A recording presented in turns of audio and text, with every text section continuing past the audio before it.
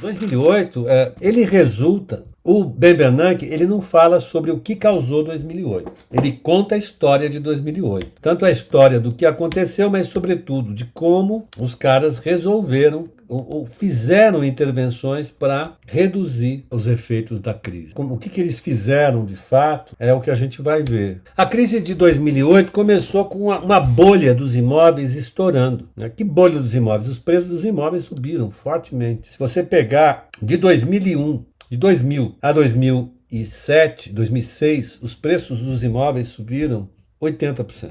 Se praticamente dobrou o preço dos imóveis. O que causou essa queda forte? Qual foi a causa dessa bolha gigantesca? É aí que a gente começa a ter divergências, né? O Bernanke não fala nas causas, mas tanto o Stiglitz, como o Martin Wolf, como o Krugman, falam o seguinte: houve uma forte desregulamentação do sistema bancário nos Estados Unidos, que começou no Reagan e que foi acelerada de forma muito intensa durante o Bill Clinton. Com isso, os bancos passaram a ter uma liberdade gigantesca para serem extremamente imprudentes. Eles passaram a aumentar o volume de empréstimos sem ter que dar satisfação para ninguém. Até o Clinton, justamente por causa de crises como a de 29 e outras que vieram se seguindo, inclusive uma crise imobiliária gigantesca nos anos 80, o sistema bancário americano era regulado. Havia um limite de endividamento percentual para cada tomador de crédito e havia uma limitação importante para a atuação dos bancos. Os bancos não podiam atuar nacionalmente, só regionalmente. Isso acabou na época do Clinton. Os bancos de investimento passaram a assumir papéis de bancos comerciais. Só que tem um problema. Qual é o problema do banco comercial dar empréstimo e o banco de investimento também? É que o banco comercial, se ele quebrar, como ele toma dinheiro do público, já desde a década de 1910 nos Estados Unidos, os depósitos bancários do público eram protegidos pelo fundo garantidor de crédito deles. Foi a invenção dos gringos. Então, os bancos comerciais, como eles têm obrigações com o fundo garantidor, que responde à OCC, que é a autoridade reguladora do sistema bancário, os bancos têm que atender uma série de quesitos. Só que os bancos de investimento não. Os bancos de investimento tomam dinheiro do público e não dão satisfação para ninguém. Na hora que um banco comercial quebra, o fundo garantidor de crédito socorre os depositantes. A hora que um banco de investimento quebra, não tem um mecanismo para socorrer o banco. Guardem isso em mente. Então, o que esses três camaradas falam é que a bolha imobiliária surgiu, primeiro, por conta da desregulamentação do sistema, e segundo, porque o próprio Banco Central, durante todo esse período, deixou a taxa de juro muito baixa. Quando o Banco Central deixou a taxa de juro muito baixa, se não tinha desregulação, se estava desregulado, o que acontece é que os bancos tiveram liberdade para buscar retorno em lugares onde havia retorno. Onde é que tem retorno quando tudo está bom? Naquilo que não é tão bom, naquilo que é mais arriscado. Então os bancos começaram a buscar retorno nos ativos mais arriscados. Quais são os ativos mais arriscados? Bom, no setor imobiliário é daqueles cidadãos que não têm um bom rating de crédito, naqueles imóveis que não são tão bons assim. Os bancos passam a entrar em faixas de risco cada vez mais agressivas, sem que se deem conta disso. Então, a taxa de juros empurra os bancos a ficarem mais arriscados. E como não tem regulação, esse cidadão aqui não concorda muito, não. Raghuram Rajan. Ele diz que um dos grandes problemas, em primeiro lugar, é que, apesar de ter desregulado, quem impulsionou os bancos a darem os empréstimos foram as políticas de suporte às famílias de crédito imobiliário. Então, o crédito imobiliário, através das agências oficiais de crédito, passou a ser bastante protegido. E isso tomou o lugar dos bancos. A Fannie Mae e a Freddie Mac passaram a ter uma parte muito grande do sistema de crédito imobiliário e sobrou pouco para os bancos. Então, os bancos tiveram que ir para as faixas mais arriscadas mesmo. E a outra coisa que o Raghuram fala é que não havia educação financeira. Então as pessoas tomavam crédito sem saber o que estavam fazendo. Também é verdade. Eu acho que nisso não há dúvida nenhuma. Então você passou a ter essa alta aqui impulsionada por uma taxa de juros baixa que o Banco Central fazia o tempo todo, através do que o mercado chamou de Fed Put, ou seja, o Banco Central sempre estava baixando a taxa de juros quando o mercado estremecia. A outra coisa, desregulamentação do sistema bancário, a tal ponto que passou a ser adotada uma prática de utilizar instrumentos especiais de crédito imobiliário ou de crédito bancário, como hoje aqui no Brasil tem. Não tem o FDIC hoje? Ao invés do banco emprestar dinheiro e deixar no seu balanço, o que o banco faz? Ele empresta dinheiro e vende esse empréstimo para alguém que coloca no ativo de um FDIC. Ou o banco empacota isso através de uma LCA, uma letra de crédito agrícola, ou uma letra de crédito imobiliário, ou um certificado de recebíveis agrícolas, ou um certificado de recebíveis imobiliários. Isso não fica no balanço do banco. Isso fica por terceiros. O banco só estrutura, com a expertise que ele tem de gerar crédito, e vende para a sociedade. Qual é o benefício que existe nisso? Então, vamos falar sobre o crédito securitizado. O que esse crédito securitizado faz? Vamos ver. Antes, o banco tinha o ativo e o passivo. Ele tomava dinheiro em CDB e fazia uma hipoteca. O cara pagava a hipoteca, ele pagava o CDB. O cara não pagava a hipoteca, ele pagava o CDB e assumia o prejuízo.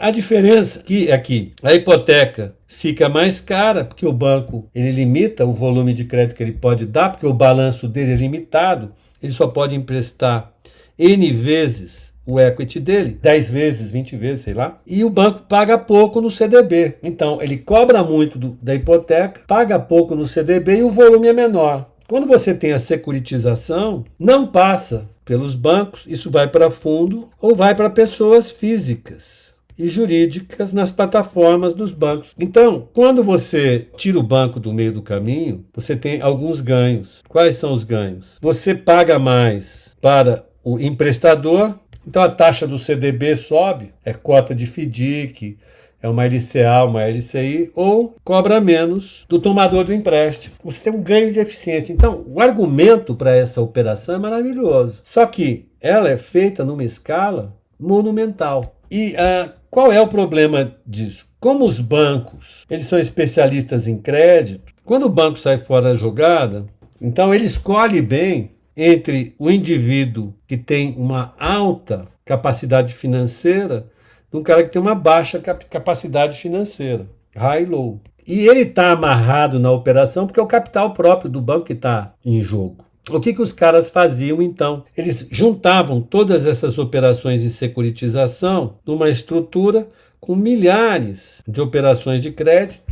E o grande argumento deles é que, olha, eu emprestava dinheiro para quem é securitário, bancário, motorista de Uber, médico, enfermeira. Um mora na Zona Leste, outro mora em Curitiba, o outro mora na Amazônia, o outro mora no Chile. São milhões de indivíduos. Qual é a correlação do risco de cada um aqui? Olhando dessa maneira, a correlação do risco de cada um desses ativos é zero com o outro. Ora, se o risco não está autocorrelacionado, se não tem correlação entre si, quanto mais gente eu tiver, menor é o risco da operação, porque está mais diversificado, está mais diluído o risco. Com toda essa explicação de que era mais eficiente, de que você ia produzir mais resultados sociais, você ia reduzir o custo de empréstimo para as pessoas físicas e as empresas, ia reduzir o risco dos bancos, o que o povo fez foi aumentar o nível de empréstimo. Então as pessoas tinham oferta de crédito. Você entrava no banco, você tinha crédito. Mesmo que a sua situação financeira não fosse boa.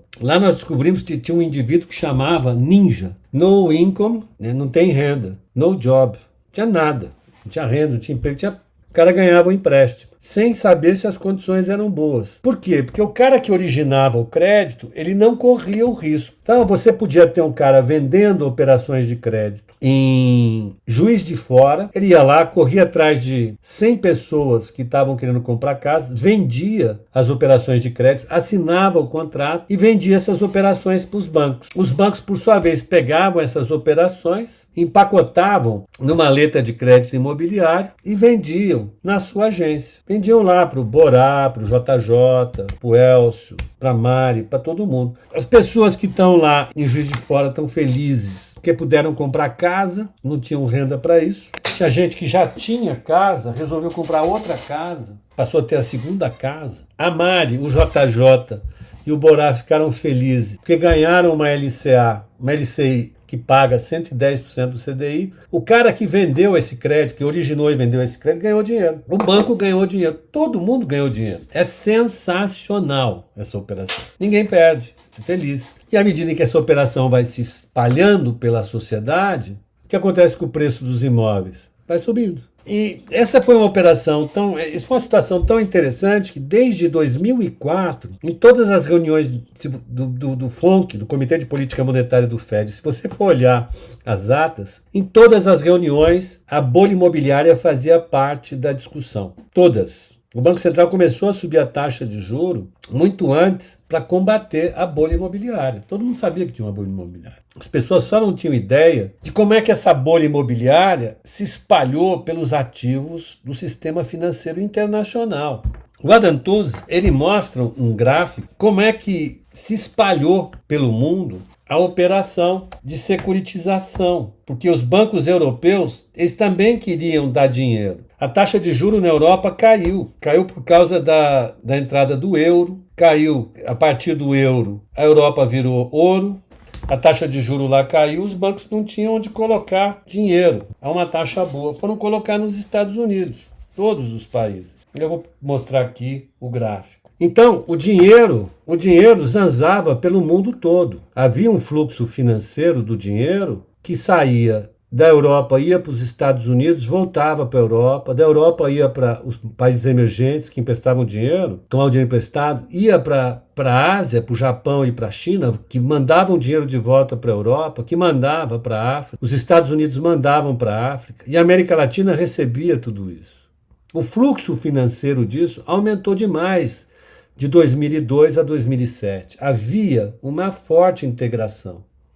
Os bancos alemães, ingleses, escoceses, irlandeses, italianos, franceses, todos eles entraram de cabeça, fazendo o quê? Buscando altas taxas nos Estados Unidos para se capitalizar. Eles captavam dinheiro nos seus mercados, compravam títulos americanos. Só que ao invés de comprar, eu tomei 40 milhões de euros emprestado, eu vou comprar 40 milhões de euros. Não. Eles pegavam 40 milhões de euros e compravam 100 milhões de títulos. E se financiavam no mercado americano. E então tinha dinheiro do mundo, tinha dinheiro americano, esse negócio ia subindo. Quando o Fed começou a subir a taxa de juros, ele queria reduzir a velocidade da alta dos preços, porque sabia que na hora que uma bolha estoure, essa bolha gera problemas. O Ben Bernanke, ele conta isso no livro, ele fez a tese de doutorado dele sobre a depressão dos anos 30, sobre crises financeiras. E ele teve uma orientação importante da Anna Schwartz, que foi a colaboradora do Milton Friedman, na ideia de que a crise havia sido causada por questões financeiras, etc.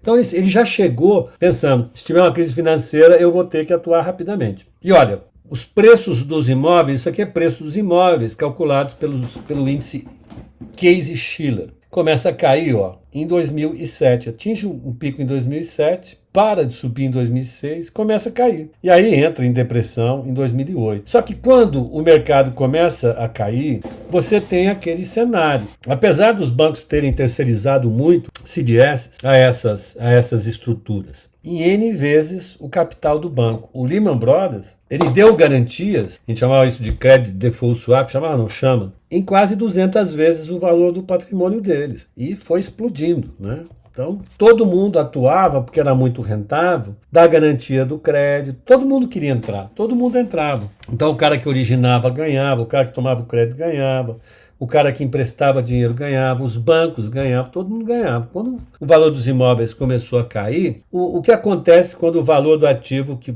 começa a cair? Eu tomei um dinheiro emprestado no banco. Vamos dizer que o banco me empresta 90% do valor do bem que eu financiei. Se o valor do imóvel cai, então o valor do imóvel, vamos pegar aqui, né? Então, meu empréstimo. Então, você tem lá, né, o balanço do banco, ativo, passivo do banco. O banco emprestou 100, tomou dinheiro emprestado 100 e emprestou 100. Quando ele emprestou esse 100, ele falou pro cara que tomou emprestado, a sua casa vale 120, mas eu só vou te emprestar 100, porque eu quero ter 17% do valor do imóvel em garantia. Eu vou ter 83% do valor de imóvel de garantia. Tá bom, então tá. Então, o valor do banco está aqui. Se o valor da casa está caindo, se cai para 119, a situação do banco está super confortável ainda. Se cai para 118, está tudo bem. O problema do banco é quando o valor do imóvel cai abaixo de um nível de segurança no qual ele não tem mais 80% do valor do imóvel garantido. Ele tem 70%. Então, vamos supor que o imóvel caia para 110. Ele emprestou 100, então 100 dividido por 110, ele está só com 90%. Ele saiu de 80% para 90% do valor emprestado. Ele precisaria pedir mais 10 aqui. Ou vender no mercado 10 aqui, para manter esse negócio equilibrado. Se a coisa for lenta, for sendo feita assim, tá tudo bem. O problema é que nada aconteceu de forma lenta aí. Quando os preços dos imóveis começaram a cair, o valor dos ativos começou a cair fortemente. Esses ativos aqui que todo mundo pensava que valiam 100, esses imóveis começaram a cair, esse valor começou a cair fortemente. Isso apareceu primeiro em fundos e nas empresas de seguro e nas empresas de financiamento imobiliário. Os bancos ainda estavam meio escondidos nessa história. Quando a crise veio e pegou as instituições financeiras que estavam no meio desse caminho, ela acabou jogando muitas instituições para fora. Por quê? À medida em que os bancos reduziam os empréstimos, eles vendiam também as casas que eles tomavam. O valor dos imóveis caía. Então você teve uma crise de depressão no valor dos imóveis. Esses preços aqui estavam caindo por força, inclusive, dos bancos que passaram a vender fortemente imóveis. Eles tomavam os imóveis e vendiam. Mas é tanto imóvel assim? Ó aqui, ó a tomada de imóveis. Em 2007, você tinha uma média de 2 milhões de tomadas de imóveis. Ela bateu um pico em 2009 de 10 milhões. 10 milhões de imóveis que foram tomados até 2010. É fácil isso? São 10 milhões de imóveis que ficam à venda, né? Acelerando essa queda aqui. E a hora que acelera essa queda aqui, o valor dos ativos das empresas, dos fundos, que tem aquelas estruturas bancárias, LCA, LCI, cai, vira pó. E eles começam a vender. A hora que eles começam a vender, o valor do ativo começa a cair, eles começam a perder capital. Quando o mercado tomou consciência disso, olha o que aconteceu com o S&P. O S&P estava em 1.550 pontos, ele caiu para 680 pontos, ele caiu 57%. O S&P Banks, que é o S&P só dos 500 maiores bancos americanos, ele caiu 89% entre junho de 2007 e janeiro de 2009. 89%. O que disparou isso? Foi a decisão. À medida em que a crise ela ia sendo conhecida, o Fed ia inventando uma saída. Como eu disse lá sobre a crise de 29, o Banco Central ele não comprava ativos bancários, nem dava dinheiro para os bancos. Né? O máximo que ele fazia era reduzir o compulsório. O que o Banco Central começou a fazer? Começou a comprar ativos bancários. Para evitar que os bancos fossem ao mercado vender os seus ativos para fazer liquidez, para poder pagar os depósitos que ele estava perdendo, para reduzir a sua alavancagem, como o mercado era todo vendedor, isso nunca ia se equilibrar. Essa depressão de balanço ela ia ser eterna, ia levar o sistema para o colapso. Então o Banco Central começou a comprar os ativos, começou a fazer leilões de ativos, que eram primeiro os títulos públicos, depois ele passou a comprar ativos de crédito, começou a injetar dinheiro nos bancos, injetou dinheiro nas seguradoras, nas companhias hipotecárias, a Freddie Mac e Fannie Mae. O Tesouro injetou dinheiro na Ford, na GM, na Chrysler. E assim, à medida que uma coisa ia acontecendo, o Fed ia respondendo. O Bernanke explica isso bem aqui. E havia uma resistência enorme dos republicanos em atender as demandas, tanto do Tesouro como do Fed. Porque o governo era o Obama e eles tiveram uma posição extremamente negativa. Os republicanos diziam que dar dinheiro para banqueiro era o fim do mundo. E não aceitaram, em hipótese alguma, dar dinheiro para as famílias. Olha o que aconteceu com a taxa de crescimento das economias. A economia vinha crescendo em 2007 5,3. Ela caiu para 0,3. As economias avançadas vinham crescendo 2,7. Elas caíram 3,5. A zona do euro caiu 4%. A quantidade de trabalhadores desempregados, ela saiu de um nível de equilíbrio ali de 6 milhões e pouquinho para quase 16 milhões. Foram 8 milhões e meio de desempregados. No mundo foram 20 milhões de desempregados. O que fazer diante desse cenário? Bancos quebrados, famílias arruinadas porque perderam suas casas, milhões de desempregados no mundo. O que você vai fazer? A proposta do Ben Bernanke era pegar aquelas falhas dos anos 30 e corrigir. E a principal questão na cabeça dele era a liquidez. E mais, era necessário que o Tesouro gastasse. Então, tanto o Banco Central passou a emitir muita moeda, como o Tesouro passou a fazer aportes nos bancos. A ideia era fazer aportes nos bancos e dar dinheiro para as famílias quitarem suas dívidas. As famílias quitariam as suas dívidas com os bancos, pagariam, não perderiam suas casas, os preços imobiliários ficariam estabilizados. Os ativos bancários ficariam estabilizados, não haveria tanto desemprego e as pessoas poderiam ir pagando o Tesouro aos poucos, em condições melhores. Isso não foi aceito pelos republicanos. Isso era uma forma de estimular o mau comportamento do credor. Mas eles aceitaram dar dinheiro para os bancos. O total de aporte nos bancos foi de 1 trilhão e 100 bilhões de dólares. Nos Estados Unidos isso chegou a 651 bilhões de dólares. Os bancos americanos perderam 925 bilhões de dólares. Os bancos europeus perderam 400 bilhões de dólares. Olha o nível.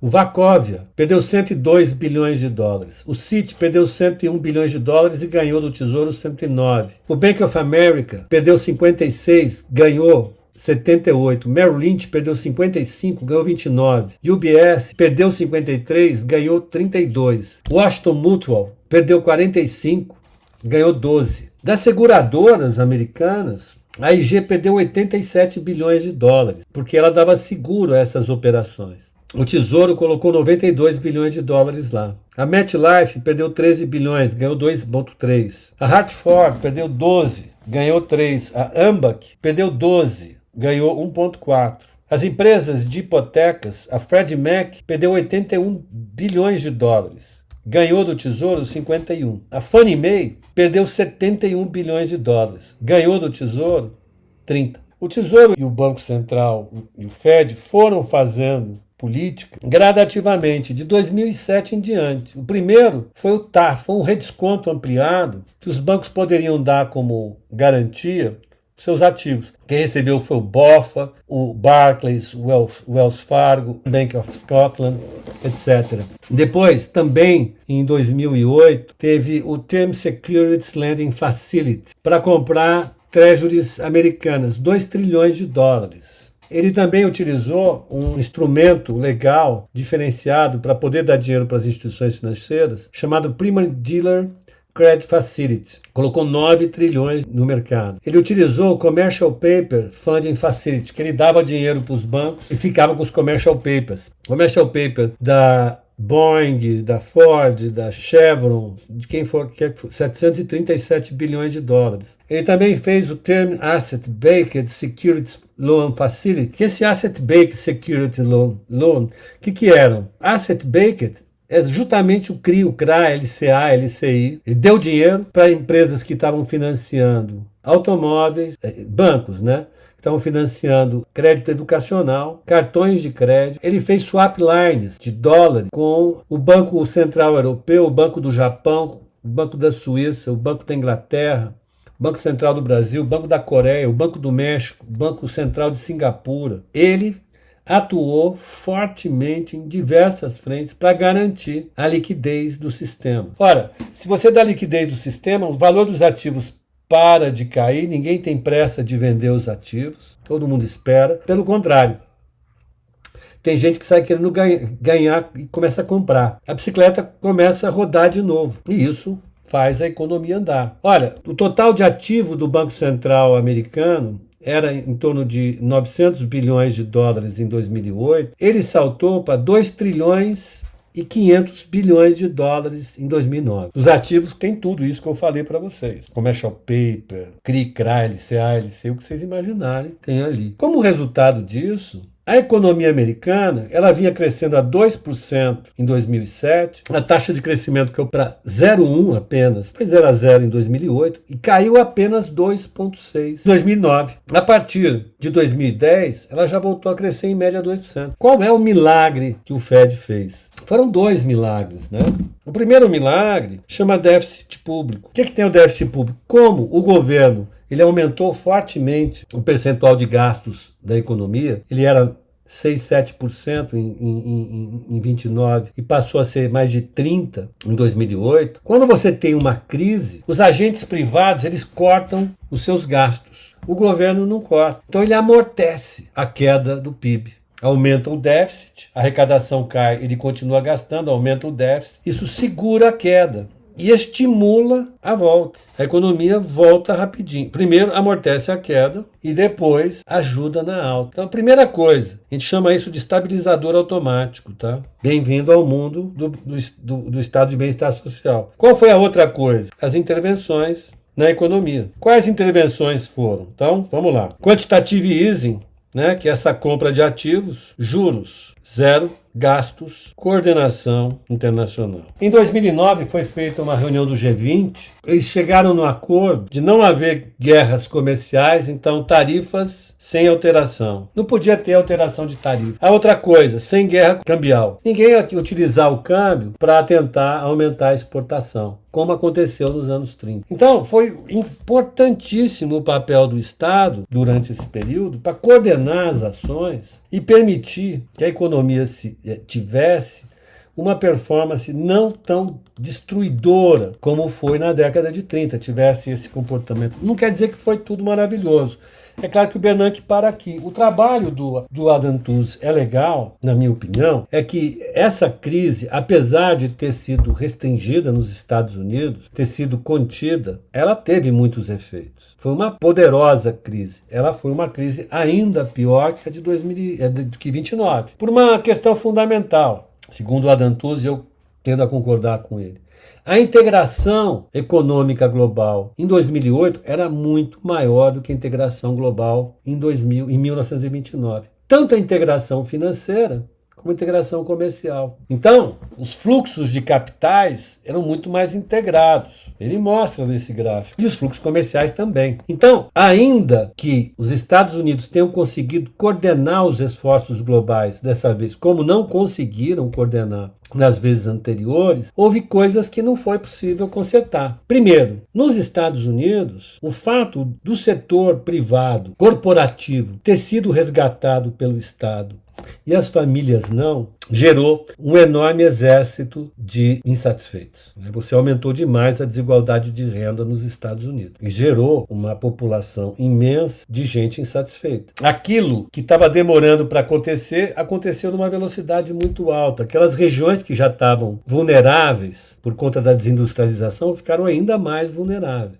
5, 6 milhões de pessoas perdendo as suas casas. Os Estados Unidos passaram a ter gente vivendo em estacionamento, dentro do carro. Isso gerou uma onda de ódio muito grande. Enquanto isso, os barões de Wall Street receberam bilhões de dólares em bônus depois da quebra. Boa parte do primeiro TARF, que foi o plano para capitalizar os bancos, foi gasto pelos bancos em remuneração. Está aqui, nesse livro, o Stiglitz lembra a gente disso. Ora, você imagina um pai de família que perdeu o emprego, perdeu a casa, não recebeu um centavo de ajuda do governo, vendo o governo pagar bilhões de dólares do dinheiro público para os executivos de Wall Street. Isso gerou essa onda de insatisfação enorme das pessoas na democracia. Enfraqueceu a democracia, um crack na democracia. Uma outra coisa importante que aconteceu foi a Europa passou a ter uma oposição imensa. Todo o esforço de unificação europeia durante a crise. A Europa, ela foi a campeã, particularmente a Inglaterra, no processo de liberalização da economia, de desregulamentação do sistema bancário. A Inglaterra foi a primeira a fazer isso. Os Estados Unidos tiveram que correr atrás. Quando a crise estourou lá, arregaçou com a Inglaterra, com a Alemanha, e trouxe uma onda de insatisfação muito grande, que trouxe consigo a crise das dívidas da zona do euro que estourou em 2010, 2012. entre 2010 e 2012. Teve a primeira guerra na Ucrânia, teve a guerra na Geórgia. E essas tensões, elas persistiram durante muito tempo. Você acabou gerando uma sociedade com uma democracia mais enfraquecida. De certa forma, essa foi a primeira grande crise da economia globalizada. A economia ela se globalizou de verdade, com instituições, no pós-guerra. E foi capaz de oferecer um novo paradigma econômico para o mundo a partir do pós-guerra.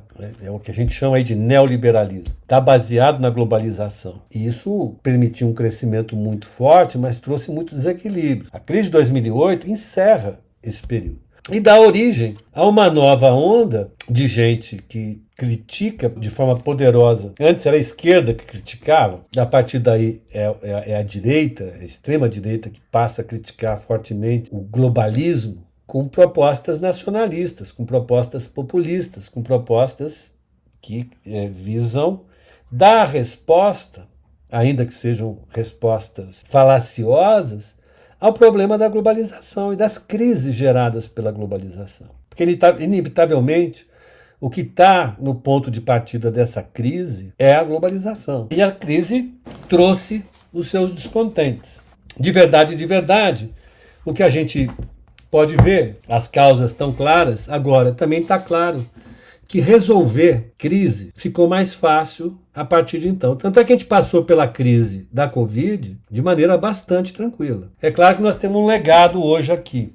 É claro que o legado é o conjunto de dívidas enormes que nós temos que pagar do período da Covid. Mas é muito menos problemático resolver um problema desse do que resolver uma crise como a de 29. Discutir com Hitler e com Mussolini, com o imperador Hirohito e os seus aliados, numa guerra que levou mais de 20 milhões de vidas do planeta. 40 milhões se fala. Então, a economia ela passou por esse processo de amadurecimento. A política econômica hoje ela tem muito mais instrumentos para estabilizar crises dessa natureza. Agora, a gente precisa entender até que ponto a gente está capacitado para evitar essas crises novamente. Eu tenho minhas dúvidas, sinceramente. Eu acho que a gente continua insistindo em sistemas muito desregulamentados. Eu acho que vai ser fácil ver outra crise por aí. Se você olhar o que falavam os autores dos trabalhos que incentivavam a securitização das dívidas, a desregulação do mercado e tudo mais, a gente vai ver que essa história ela é recorrente. Se tivermos uma nova crise nessa magnitude, o buffer para acomodar é bem menor, né? Não, a dívida vai ser muito maior. Você vai trazer problema para uma década seguinte, mas você ainda tem que fazer. Seria uma espécie de moratória, é por aí. Então, gente, é basicamente isso. Eu vou deixar na descrição do vídeo a bibliografia que eu utilizei, tá bom? Eu espero ter abordado todas as questões, eu fico aberto a tirar dúvidas e a colocar outras questões, outros debates com vocês aqui.